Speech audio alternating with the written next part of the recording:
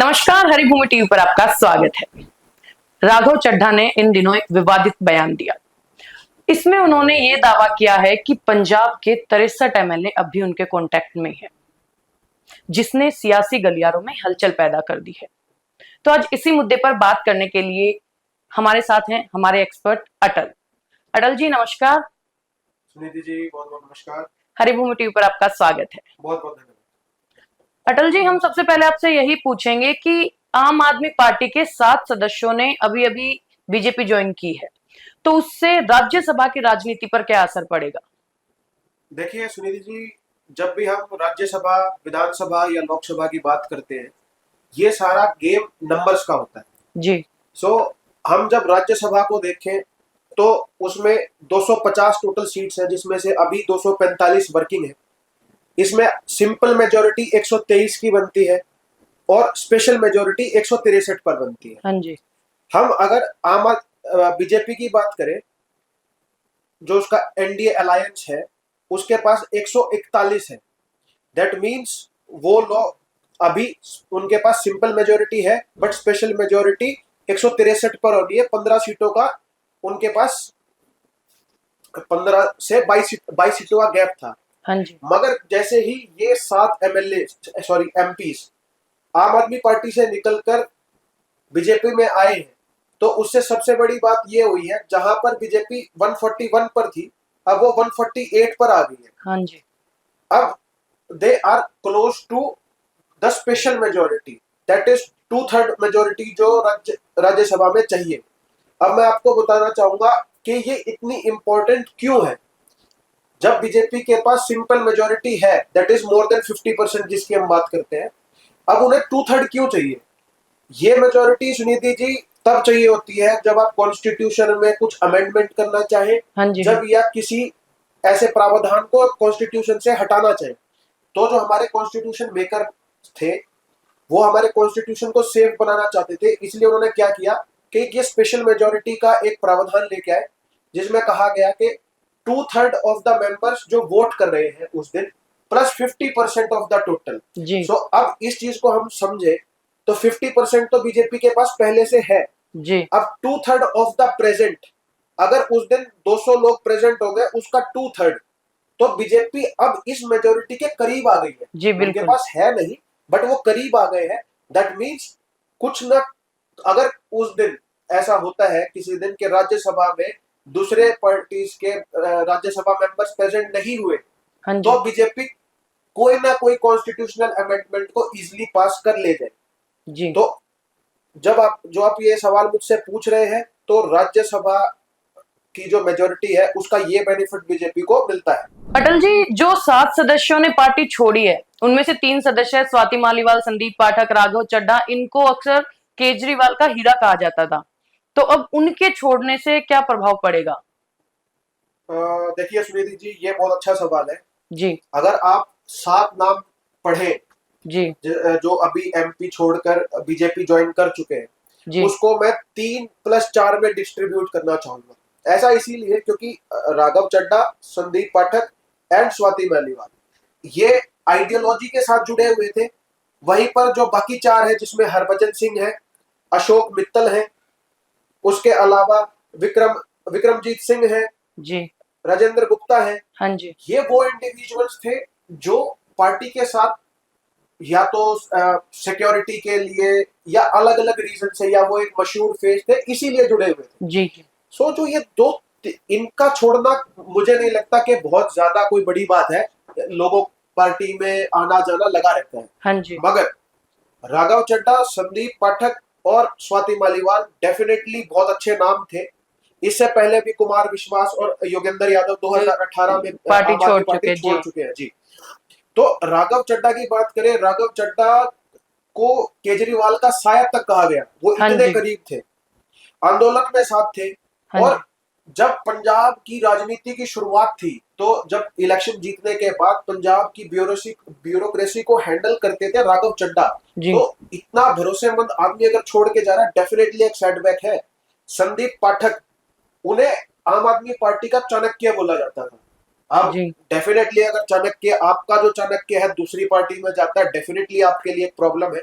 स्वाति मालीवाल, वो अपने आप में केजरीवाल का एक हीरा कहा जाती थी। जी मतलब डेफिनेटली उन्होंने बहुत अच्छे काम किए हैं ग्राउंड पर जाके लड़ना, और ऐसा एक स्ट्रॉन्ग कैंडिडेट जब आपके अपोजिट के पास जाता है, डेफिनेटली एक बहुत बड़ा एक नेगेटिव इम्पैक्ट क्रिएट हो जाता है।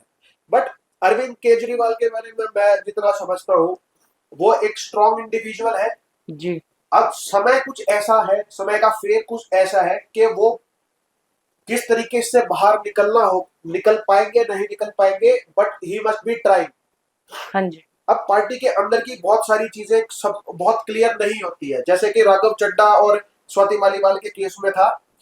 बहुत सारी रिपोर्ट्स थी कि जी राघव चड्ढा के साथ पार्टी ऑफिस में मारपिटाई हुई। मारपीट हुई, स्वाति मालीवाल के साथ भी मारपीट हुई है ये। नहीं, मारपीट तो नहीं, बट उनके साथ ये जरूर था कि उनके साथ उन्होंने केस भी किया था, उनके साथ मिसबिहेव किया गया था। जी जी और वो तो वही जानते हैं किस लेवल का मिसबिहेव उनके साथ हुआ है। सो ये कुछ चीजें हैं जो बाहर बहुत क्लियर नहीं होती, ये सिर्फ अफवाहें भी हो सकती है, कुछ भी हो सकता है।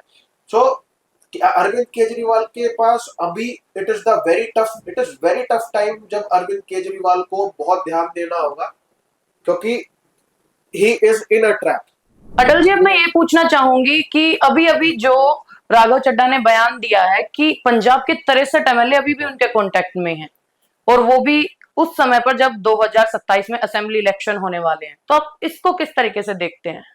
सुनिधि जी, ये जो आपका जो लास्ट पॉइंट था 2027 के इलेक्शंस, जी ये एक बहुत अच्छा पॉइंट है जिसपे हमें इस पूरे मैटर को समझने के लिए नजर रखनी होगी। बिल्कुल। मैं दर्शकों को ये बताना चाहूंगा कि पंजाब की असेंबली में 117 सीटें हैं।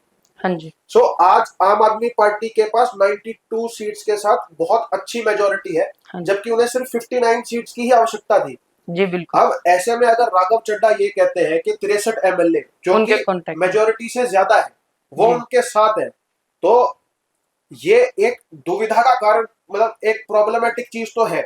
बट कांटेक्ट में होना और they are ready to move with him, ये एक बड़ा सवाल है। जी क्या 63, जब वो ये कह रहे हैं कि मैं 63 एमएलए के कांटेक्ट में हूं, क्या ही श्योर कि 63 एमएलए उनके साथ जाने को तैयार है? ये बड़ा सवाल है, क्योंकि कांटेक्ट में होना और साथ चले जाना, अब इसमें बहुत सारी चीजें आती हैं। अगर बाई चांस 63 एमएलए मैं मान लेता हूँ आम आदमी पार्टी से नाराज भी है, जी क्या 63 के 63 बीजेपी में जाने को तैयार होंगे?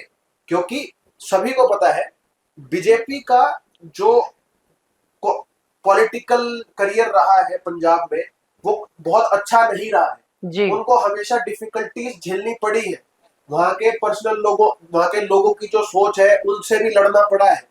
अगर आप देखोगे, इससे पहले बीजेपी की वहां सरकार नहीं रही है। हाँ, उनके जो पहले दोस्त कहे जाते थे बादल परिवार, उनके साथ उनका था, मगर उसके बाद देखा जाए बीजेपी का बहुत ज्यादा कोई बेस वहां पर दिखाई नहीं देता। मतलब आपका कहने का मतलब है कि अगर 63 एमएलए जाते भी तो ये कैसे कह सकते हैं कि वो बीजेपी में जाएंगे? बीजेपी के लिए बेनिफिट, क्योंकि अगर मैं ये भी देखूं कि 2027 के फरवरी में इलेक्शन होने हैं, जी और मैं मान लेता हूं कि 2000 अभी महीने के अंदर अंदर ये सरकार गिरा के नहीं भी बनाएंगे, हाँ जी पॉसिबल ही नहीं है, 6 महीने बाद इलेक्शन होने वाले हैं, तो ऑब्वियसली बात है गवर्नर रूल आने के चांसेस ज्यादा होंगे, क्योंकि 6 जी महीने बाद आपको इलेक्शन कंडक्ट करना ही है। सो यहाँ पे हाँ, अगर ऐसा कुछ होता है, ये चीज आज से 2-2.5 साल पहले हो जाती है, और बीजेपी, ऐसे में तो बीजेपी खुश होती कि क्योंकि 63 एमएलए के साथ बीजेपी की इनडायरेक्टली सरकार बन रही है, जी ठीक है, और वो 2.5 साल में हो सकता है कुछ अच्छे काम करके लोगों को मना लेते। बट अब जब बचे ही 6 महीने हैं, जी ऐसे में बीजेपी सरकार गिरा के सरकार बनाने की सोचेगी, मुझे ऐसा नहीं दिखता। हाँ, डेफिनेटली आम आदमी पार्टी बीजेपी के लिए एक कांटा जरूर है, सिर्फ पंजाब में नहीं, गुजरात में भी, गोवा में भी, दिल्ली में भी, और क्योंकि आम आदमी पार्टी अपने आप को फैलाने की भी कोशिश कर रही है, तो जो मुझे नजर आता है वो ये है कि बीजेपी कोशिश कर रही है कि आम आदमी पार्टी नाम के इस कांटे को हटा दिया जाए, जी उसको इतना कमजोर कर दिया जाए कि वो आगे उनको अफेक्ट ना करे। इसके अलावा मुझे नहीं लगता कि जो ये 63 एमएलए वाला जो भी एक पार्ट है, हाँ जी वो बहुत ज्यादा कुछ पंजाब में करने वाला है। डेफिनेटली ऐसा हो सकता है कि पंजाब में कोई नई पार्टी बन जाए, या फिर ये जी इन जो आम आदमी पार्टी के जो नाराज एमएलए जिनको कहा जा रहा है, वो कुछ कांग्रेस में चले जाएंगे, कुछ कहीं चले जाएंगे, अब बहुत सारे, अब जैसे हम विक्रमजीत सिंह की बात करें, जी जो एमपी थे आम आदमी पार्टी के पंजाब से, हाँ जी उन्होंने पहले भी बताया कि उनके कांग्रेस और बीजेपी से लिंक है। उन्होंने खुद अपने उसमें कहा भी है कि उनके पहले भी लिंक थे, तो अब कांग्रेस बीजेपी में लिंक थे, वो बीजेपी में ज्वाइन कर गए। ऐसे ही ये जो 63 है इनके भी कहीं ना कहीं लिंक होंगे, तो 63 के 63 बीजेपी में जाए और बीजेपी उन 63 को वोट दे दे और वो ये 63 जरूर जीत भी जाए, जी तो ये तो एक वो वाली बात हो गई। तो ये हो सकता है कि बीजेपी से आम आदमी पार्टी को बहुत कमजोर कर सकती है। अदरवाइज मुझे कोई इसमें बहुत ज्यादा कुछ नजर नहीं आता। अटल जी, इतनी अच्छी जानकारी साझा करने के लिए आपका बहुत बहुत धन्यवाद। बहुत बहुत धन्यवाद सुनीति जी, आपने मुझे हरी मूवी टीवी पर बोलने का मौका दिया। मैं आपके दर्शकों को जरूर कहना चाहूंगा, मैं ये वीडियो दोबारा जाकर सुनता हूँ। अगर आपको कोई लगे कि कोई ऐसी चीज है जो मुझसे रह गई एज एन एक्सपर्ट, या कोई ऐसा पॉइंट है जो मेरे को नहीं पता आप बताना चाहें, तो प्लीज कमेंट करके बताएं। ये मेरी भी ज्ञानवर्धन में बहुत इंपॉर्टेंट होगा। बहुत बहुत धन्यवाद। जैसे कि हमारे एक्सपर्ट ने कहा कि ये वीडियो पूरा देखें और वीडियो को आपको कैसी लगी वो हमें कमेंट बॉक्स में जरूर बताएं, और वीडियो अगर अच्छी लगी हो तो उसे लाइक करें, शेयर करें और सब्सक्राइब करना बिल्कुल ना भूलें।